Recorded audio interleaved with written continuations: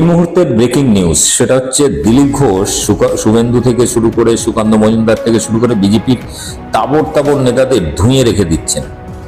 এবারে এই বিষয়টা নিয়ে বিজেপির আরো কিছু চামচা ইউটিউবার ইত্যাদি তারা কিন্তু দিলীপ ঘোষের বিরুদ্ধে কাটি করছেন। এই কাটি করতে গিয়ে বিজেপির নেতা তথা এক সময়কার নাকি সাংবাদিকতা করতেন, পরবর্তীকালে রেলের কোনো একটা বিজেপির সূত্রে একটা কাজ পেয়েছিলেন, ইউটিউব করেন, সেই সন্ময় ব্যানার্জি তিনি একটি ভিডিওতে দিলীপ ঘোষ সম্পর্কে কিছু কুরুচিকর মন্তব্য করেন। দিলীপ ঘোষ সরাসরি তাকেও ধুয়ে দিয়েছেন আজ সকালবেলায়। কিছুক্ষণ আগেকার একটি ভিডিও, যে ভিডিও বার্তায় সরাসরি সন্ময় বন্দ্যোপাধ্যায়কে ধুয়ে রেখে দিয়েছেন। আপনাদের দেখাবো সেই সম্পূর্ণ ভিডিও। দিলীপ ঘোষ শুভেন্দু সুকান্ত থেকে শুরু করে সৌমিত্র খা, তরুণজ্যোতি তিওয়ারি থেকে শুরু করে বিজেপির প্রায় সবাইকে যখন ধুচ্ছেন, তাহলে সন্ময় কেন বাদ যাবে? দেখুন, ব্যাপক শেয়ার করুন। এবং আজ একজন সবজান্তা গেঞ্জিওয়ালার গল্প আমি শোনাবো আপনাদের।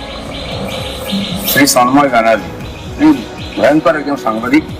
তিনি কোনো খবর কাগজ চাকরি করতেন, খবর কাগজ প্যাকিং করতেন।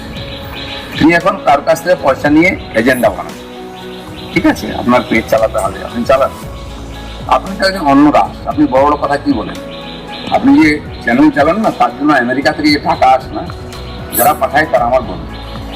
আমিও তাদেরকে একদিন বলেছিলাম যে লোকটা রাষ্ট্রবাদী, একে সাহায্য করো। আজ আপনি সেই টাকায় খেতে ফুলে উঠে বিজেপিকে ধমকাচ্ছেন, আমার রাজ্য সভাপতি সম্বন্ধে জানা তা বলছেন। হ্যাঁ, দিলীপ ঘোষকে ছেড়ে দিন, আপনার আমার একটা চুলো বাঁকা করতে পারবেন না। আপনি RSS কে জ্ঞান দিচ্ছেন, কি জানেন আপনি RSS সম্বন্ধে? সারা জীবন RSS এর গালাগালি দিচ্ছেন, কংগ্রেস দিচ্ছেন। আপনি হয়তো ভুলে গেছেন, আপনি যখন যেদিন আপনাকে মমতার পুলিশ তুলে নিয়ে গিয়ে উল্টো করে টাঙিয়ে মেন্টো করে পিটিয়েছিল, ছেড়ে দেওয়ার পরে মিডিয়ার সামনে ভোগ করে কেঁদেছিল। তখন দিলীপ ঘোষ রাজ্য সভাপতি ছিল বিজেপি, আপনার হয়ে আমি প্রতিবাদ করেছিলাম স্পেশালি প্রেস কনফারেন্স করে। তখন কিন্তু আপনি কংগ্রেস করতেন, বিজেপি করেন। শফিকুল্লার মতো সাংবাদিককে যেভাবে অত্যাচার করে রাত 1টার সময় তুলনা, দিলীপ ঘোষ প্রথম এগিয়ে এসে প্রেস কনফারেন্স করে প্রতিবাদ করেছে। তাহলে কোমরের দম ছিল না তার বিরুদ্ধে বলা, যাদের চামচাগিরি করছেন। সেই জন্য আপনার কি তারপরে আপনার ইচ্ছা হলো MLA হবে, আমার হাত ধরে বিজেপিতে আসবে, আপনাকে টিকিট দেওয়া হয়, আপনাকে টাকা দেওয়া হয়।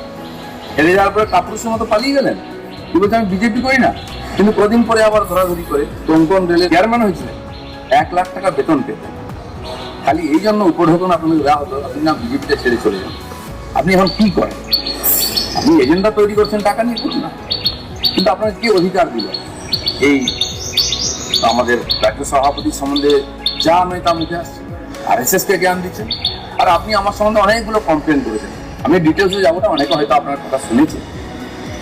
আমি আপনাকে চ্যালেঞ্জ করছি, 1 সপ্তাহের মধ্যে যা যা বলেছেন, কোন নেতার সঙ্গে সেটিং, কারকে ফোন করি, কি সুবিধা নিচ্ছি, একটা প্রমাণ দিই, তাহলে আপনি যা বলেন মেনে নেব। যদি না দিতে পারেন 1 সপ্তাহে, আপনার সঙ্গে কি করা হবে?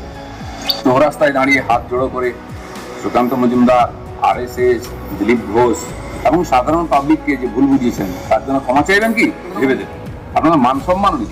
আপনি অন্য দাস, দিলীপ ঘোষের সঙ্গে লাগতে আসবেন না। করে খাচ্ছেন, খান না। আরে বিজেপিকে গালাগাল দিয়ে এখনো আপনার সংসার চলছে, বিজেপির টাকায় আপনি করে খাচ্ছেন, আর বিজেপিকে চলতে খাচ্ছেন। আপনার মতো একদম উদ্ভুত লোক আমি কোনদিন দেখিনি। সেই জন্য বিপ্লবী হতে যাবেন না, যেমন ছিলেন তেমন থাকুন। আপনার নির্বাচনের প্রচার আমি গেছিলাম প্রচার করতে, আপনি জিততে পারেন। আপনার যে ইমেজ, আপনার যোগ্যতা, সেটা সবাই জানে। আপনি তামিলদারি করে পেট চালাতে পারেন, এর কিছু করতে পারবেন না। আর আমি যেটা বললাম, যে দম থাকে প্রমাণ দিন। দিলীপ ঘোষ কাউকে কোনোদিন একটা ফোন করেছে, কারো কাছ থেকে একটা সুবিধা নিয়েছে, কারো কাছ থেকে একটা সুপারিশ করেছে, তাহলে আপনি যা বলেছেন সব ঠিক মেনে নিচ্ছি, নাহলে কিন্তু সময় খারাপ।